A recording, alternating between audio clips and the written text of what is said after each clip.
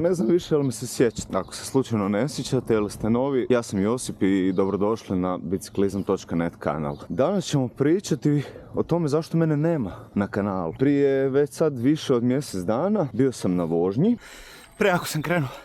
Kad sam se vratio, zasjeo sam, zapričao se s ukućanima i nakon toga ustao sam se i shvatio da mi se malo vrti. Nisam tome predavao neku veliku pažnju, odustao sam od drugog treninga za taj dan, za svaki slučaj, ali rekao šta, blaga vrtoglavica, to je to. I evo nas, mjesec i po dana kasnije skoro. Ja se tek sad vraćam među žive. Trenutno u ovom sam malo divljem okružju zato što trenutno jedine sportske aktivnosti su mi košnja trave, igranje po vrtu sa takvim nekim vrtlarskim radovima i šetnja. To je to od mog sporta. A dobar dio tog vremena sam preležao. Sad, zašto sam preležao? Ispričat ću vam nakon što pokosim pokoji kvadrat. Dok ne dođemo do toga šta mi je bilo i dok ne dođem do ove džungle iza sebe koju još treba pokositi, u principu morao sam strogo mirovati. Nije mi ni odgovaralo sjediti, odgovaralo mi je zapravo isključivo ležati. Sve ostalo bi mi prouzrokovalo dodatne tegobe. Zbog tih mjeseci po dana propustio sam meditirati videe, iako smo snimili predobar video o bike fitu kod Dejana Vračića.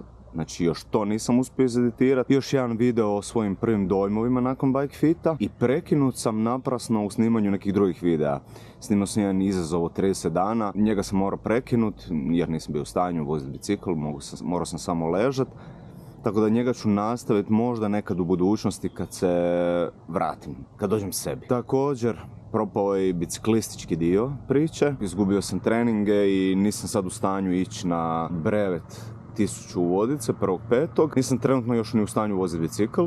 Opasno je.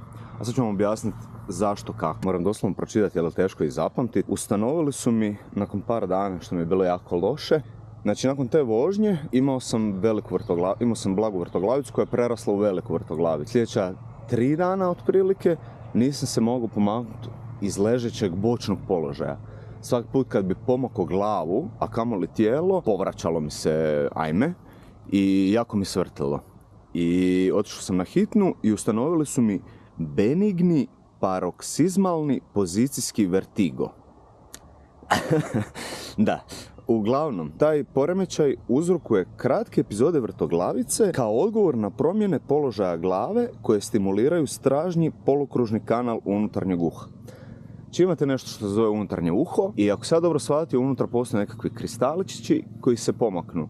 Kad se to pomakne, kao da se u žiroskop pomaknuo, znači nije kalibrirano. Vi niste kalibrirani, odnosno ja. I zbog toga ti se vrti. Nakon hitne nastavio sam strogo mirovat. 10-15 dana nakon krenuo sam hodat i osjećao sam se sve bolje i bolje. Imao sam blage vrtoglavice isključivo ako se ne bi naspavao i onda bi jednostavno odspavao popodne, tipa sat vremena i bio bi super. Nakon već 20 dana počeo sam normalno hodat i nisam imao nikakvih problema. Jedino što mi je ostalo i što je do dan danas je zujanje u ušima. I zbog tog zujanja bi mi bilo nelagodno duže sjediti i nisam bio u stanju recimo raditi za kompjuterom, editirati ove videe, ni raditi svoj posao. Kad sam mislio da sam pri kraju, da se dobro osjećam, krenuo sam kosit i da li sam pokosio možda 1/5 dvorišta i bilo mi je muka. Došao sam kući, sve je bilo ok i tek par dana nakon toga vratila su mi se vrtoglavice. Kad sam mislio da sam prošao lišu, da je sve ok, vrtoglavice su mi se vratile i opet sam bio u krevetu tjedan dan. Sada, kad je prošao taj drugi val, sad se osjećam super i dalje mi zuje u ušima, ali fizički mogu sve, znači evo radim u vrtu umori se čovjek jer je naporno, ali nije mi ništa, ne vrti mi se. Nije mi se više ponavljala nikakva vrtoglavica. Samo su mi ostalo to zujanje u ušima.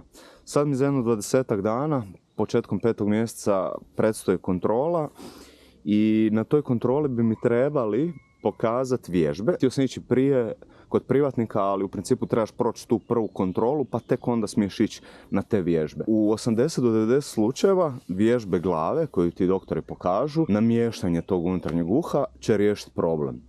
Ukoliko se to ne dogodi, onda bi trebao ili živjeti s time ili ići na operaciju koja je uspješna u 90% slučajeva.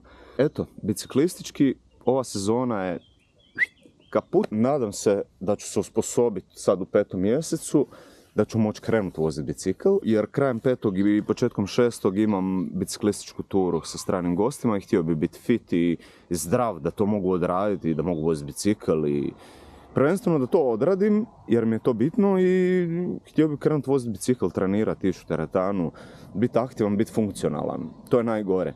Jer sad zamislite, znači, ukupno isključivo strogog ležanja, mislim da je bilo 20 dana ukupno, možda čak 3 tjedna. Sad zamislite koliko je glup osjećaj kad ležiš isključivo u krevetu. I to još ležiš u jednoj te istoj pozi. Znači, to je nešto strašno. A u početku kad su bile te jake vrtoglavice, ništa ne piješ i ne jedeš. Jer svako uzimanje pića moraš ići na WC, a ne možeš jer ti se vrti. Znači, otići do kupaone, znanstvena fantastika. A bilo koje uzimanje hrane tjerate na povraćanje, jer između ostalog pomaknu si glavu iz tog položaja koji ti odgovara i povraćati se, onda si još dobio hranu i ispovraćaš se. Tako da, jako ružno, glupo i tako dalje.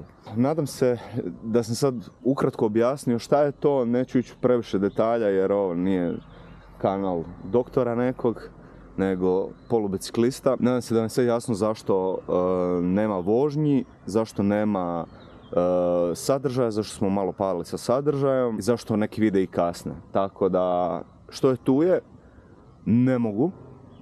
A evo, nadam se da ću ovaj video uspjeti smontirati i da ću ga uspjeti objaviti, da će vam to biti malo jasnije i da se vraćamo na staze stare slave.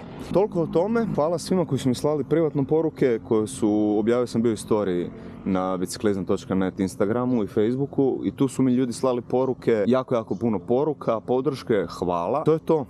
Znači, nadam se da ću ovo uspjeti riješiti, da mi se više neće ponavljati i da se vidimo negdje na cesti, na bike eventima, da se vidimo, da će biti ovih videa više i tako dalje. Hvala na podršci i nastavite nas gledat, nastavite se subscribe-at, možete i sad, subscribe, like, komentar neki, jer evo, bližimo se 1000 pretplatnika i za to vam pripremamo jedno lijepo iznenađenje.